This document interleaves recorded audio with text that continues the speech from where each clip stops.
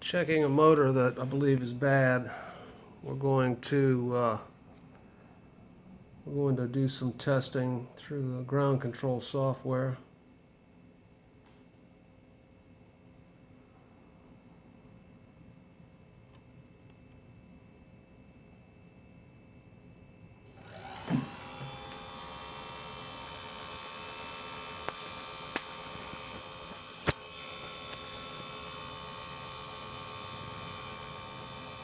That's the motor I'm having problems with. Let's see.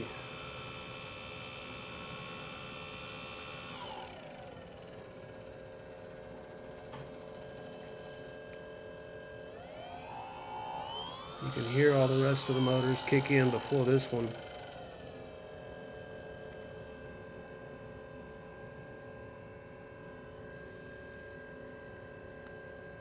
That one's turning. That one's turning.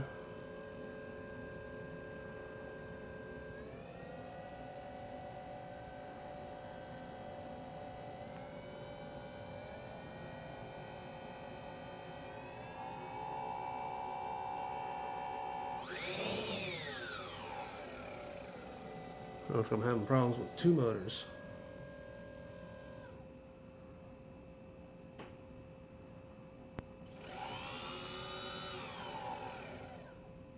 Okay, I'm going to do one motor at a time.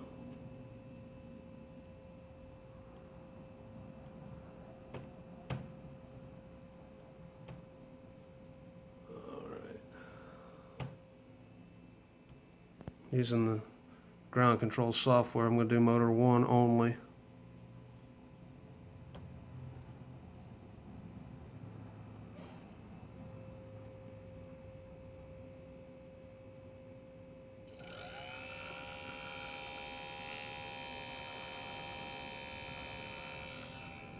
And that's 1043 microseconds. Let's go ahead and check another one. Number 2.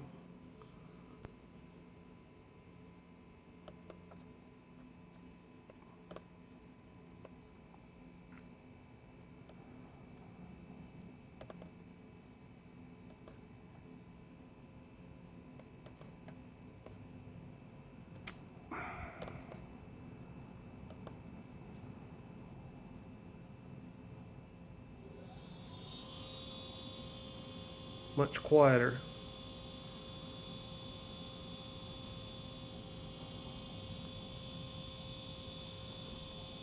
All of them are pretty much quiet like that. We'll go ahead and do the other 3, or 2. And we're on motor number 3 now.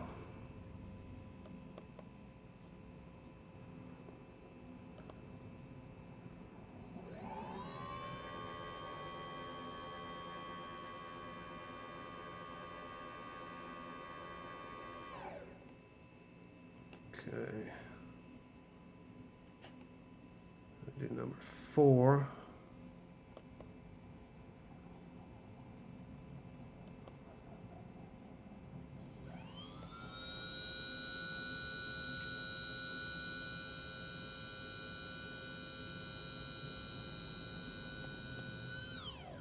Okay. And we're going to go back to number 1.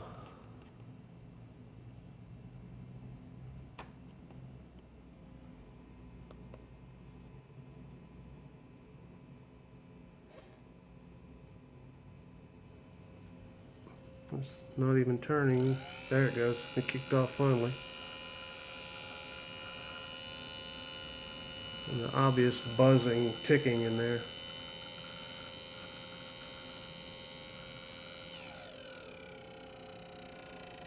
You hear it real good when I turn it down a little bit. It won't start at this speed or value, 1032 microseconds. Go ahead and bring that down to nothing. Okay.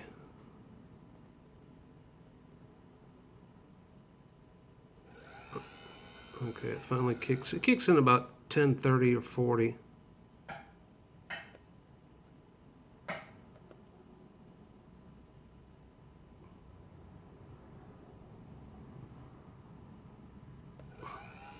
$10:42. That motor's obviously got a problem.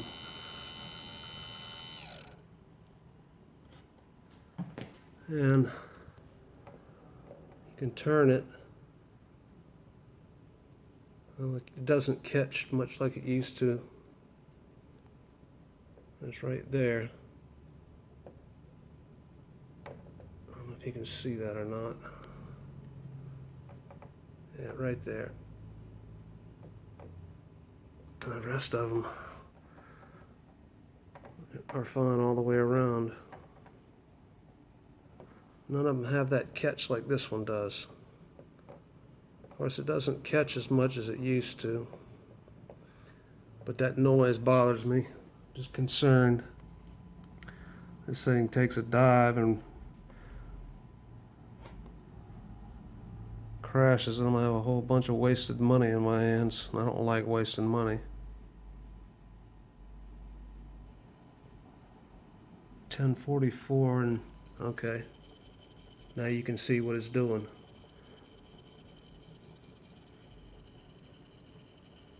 And that's output 1044 microseconds.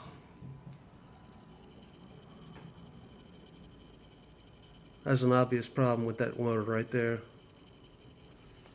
I can replace it. I just need a replacement motor.